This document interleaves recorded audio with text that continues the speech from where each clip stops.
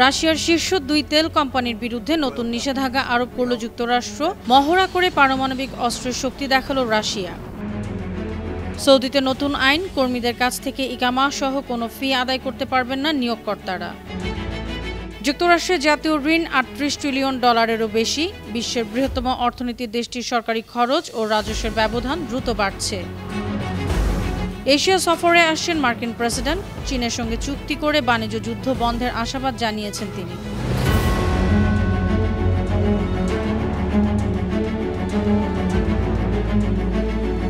শুনছিলেন সংবাদ শিরোনাম। সবাইকে স্বাগত জানাচ্ছি বিশ্বজুড়ে প্রতিদিনে বিশ্বের বিভিন্ন প্রান্তের সবশেষ তথ্য জানাতে আপনাদের সঙ্গে আছি আমি অনন্যা চৈতি।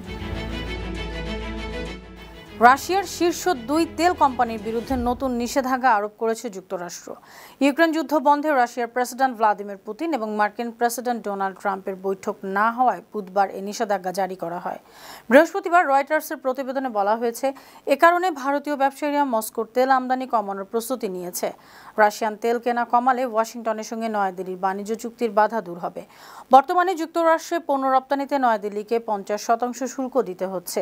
এর অর্ধেক শুল্ক রাশিয়ার তেল কেনার প্রতিশোধ হিসেবে আমেরিকা আরোপ করেছে। What we're doing, look, these are tremendous sanctions. These are very big. Those are against their two big oil companies, and we hope. এদিকে রাশিয়ার দুই প্রধান জ্বালানি কোম্পানির উপর যুক্তরাষ্ট্রের নতুন নিষেধাজ্ঞা জারির কয়েক ঘন্টা পরই পারমাণবিক অস্ত্রের বড় ধরনের মহড়া চালিয়ে শক্তি দেখিয়েছে রাশিয়া। রাশিয়ার প্রেসিডেন্ট ভ্লাদিমির পুতিনের তত্ত্বাবধানে বুধবার দেশটির পারমাণবিক বাহিনী ব্যাপক মহড়া দেখিয়েছে। ক্রেমলিন জানিয়েছে এটি ছিল পূর্ব নির্ধারিত মহড়া। পারমাণবিক বাহিনীর কমান্ডো ও কন্ট্রোল ব্যবস্থার সক্ষমতা যাচাই করতেই এই মহড়া হয়েছে। রাশিয়ার পারমাণবিক প্রতিরোধ সক্ষমতা বজায় রাখতে নিয়মিত এমন মহড়া চালায়।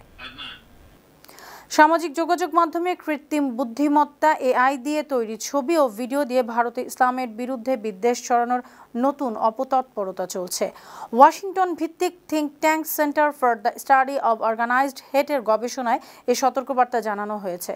গেল 29 সেপ্টেম্বর গবেষণা সংস্থাটি তাদের ওয়েবসাইটে এমন প্রতিবেদন প্রকাশ করে। এতে জানানো হয় 2024 সালের জানুয়ারি থেকে 2025 সালের এপ্রিল পর্যন্ত ভারতীয় মুসলিমদের লক্ষ্য করে 1326টি এআই নির্ভর ঘৃণামূলক পোস্ট করা হয়েছে। এগুলো এক্স, ইনস্টাগ্রাম এবং ফেসবুকের সক্রিয় 297টি অ্যাকাউন্ট থেকে ছড়ানো হয়েছে। কর্মীদের কাছ থেকে নিয়োগ, ওয়ার্ক পারমিট, চাকরি স্থানান্তর, পেশা পরিবর্তন, আবাসিক পারমিট, ইকামা ফি সহ কোনো ফি আদায় করতে পারবেন না সৌদি নিয়োগকর্তারা। এমন নিষেধাজ্ঞা আরোপ করেছে দেশটির সরকার। এই নিয়ম লঙ্ঘন করলে 20,000 সৌদি রিয়াল পর্যন্ত জরিমানা এবং 3 বছর পর্যন্ত কর্মী ও কর্তার উপর নিষেধাজ্ঞা আরোপ করা হতে পারে। সৌদি মন্ত্রণালয়ের ওয়েবসাইটে জানানো হয়েছে, গৃহকর্মী খাতা আইনত অনুমোদিত পেশাগুলোর মধ্যে রয়েছে গৃহকর্মী, ব্যক্তিগত চালক, শিক্ষক, নার্স, রাঁধুনি, পরিকল্পনাকারী, ভ্রমণ সহকারী, গৃহ ব্যবস্থাপক, প্রহরী, কৃষক, বারিস্তা, ব্যক্তিগত সহকারী এবং ফিজিওথেরাপি বিশেষজ্ঞ। শেখ সালেহ আল ফাউজানকে সৌদি আরবের গ্র্যান্ড মুফতি হিসেবে নিয়োগ দেওয়া হয়েছে। সৌদি আরবের বাদশাহ সালমান এক রাজকীয় ডিক্রির মাধ্যমে তাকে নিয়োগ করেছেন। ক্রাউন প্রিন্স মোহাম্মদ বিন সালমানের সুপারিশে এই নিয়োগ করা হয়েছে। ফাউজান প্রয়াত গ্র্যান্ড মুফতি শেখ আব্দুল আজিজ আল শেখের উত্তরসূরি হলেন।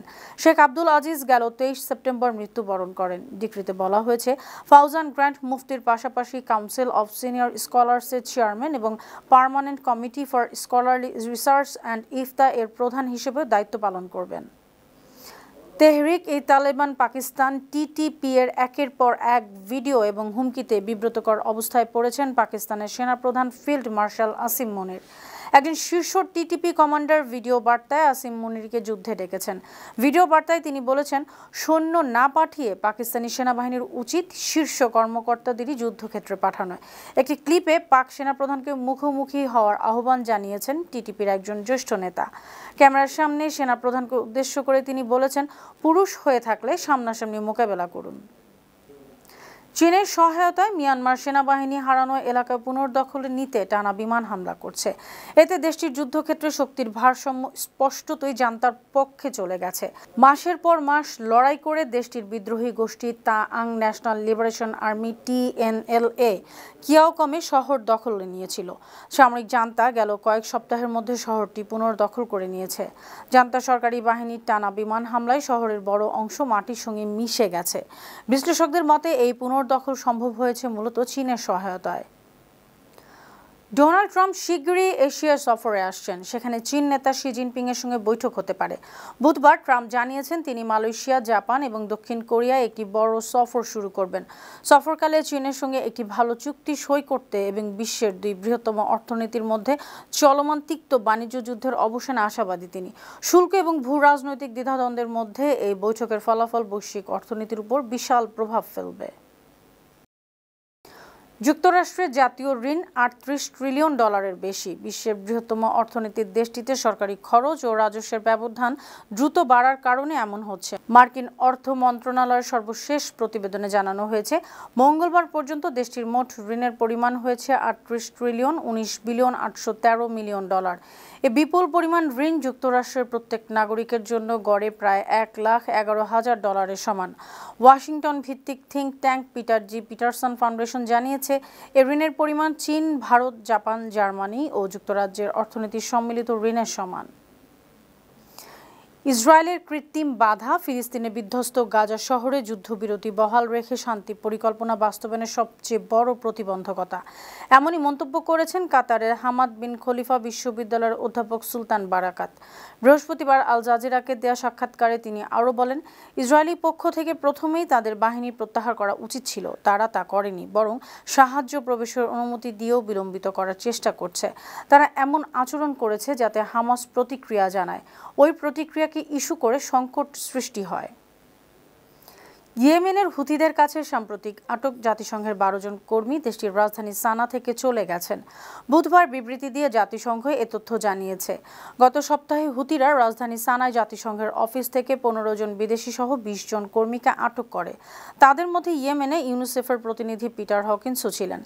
এর আগে রোববার 5 জনকে মুক্তি দেওয়া হয়েছে। হুথিরা বছরের পর বছর ধরে জাতিসংঘের কর্মী এবং সাহায্য কর্মীদের বিরুদ্ধে গুপ্তচর বৃত্তির অভিযোগ করছে। গাজা যুদ্ধ শুরু হওয়ার পর থেকে গুপ্তচর বৃত্তি বেড়েছে। ভেনেজুয়েলার প্রেসিডেন্ট নিকোলাস মাদুরো দাবি করেছেন তাদের কাছে রাশিয়া নির্মিত 5,000 বিমান বিধ্বংসী ক্ষেপণাস্ত্র রয়েছে। বুধবার সামরিক কর্মকর্তাদের এক অনুষ্ঠানে ভাষণে তিনি বলেন, বিশ্ব জানে ইগলা-এস কতটা শক্তিশালী অস্ত্র। রুশ ইগলা-এস ক্ষেপণাস্ত্র আমেরিকান স্ট্রিঙ্গার্সের মতো স্বল্প পাল্লার আকাশ প্রতিরক্ষা ব্যবস্থা, যা ক্রুজ ক্ষেপণাস্ত্র, ড্রোন, হেলিকপ্টার সহ নিচু উচ্চতায় উড়ে যাওয়া বিমান ভূপাতিত করতে পারে। সম্প্রতি যুক্তরাষ্ট্র ক্যারিবীয় অঞ্চলে 4,500 সেনা মোতায়েন করেছে। ক্যারিবীয় অঞ্চলে যুক্তরাষ্ট্রের সামরিক উপস্থিতির কারণে ভেনেজুয়েলা এবং যুক্তরাষ্ট্রের মধ্যে উত্তেজনা চলছে। সুপ্রিয় দর্শক, এই ছিল আজকের বিশ্বজুড়ে প্রতিদিনের আয়োজনে। দেশ বিদেশের বিভিন্ন খবর নিয়ে আবার আপনাদের সামনে হাজির হব। সেই পর্যন্ত ভালো থাকুন, সুস্থ থাকুন, 52 টিভির সঙ্গে থাকুন। ধন্যবাদ।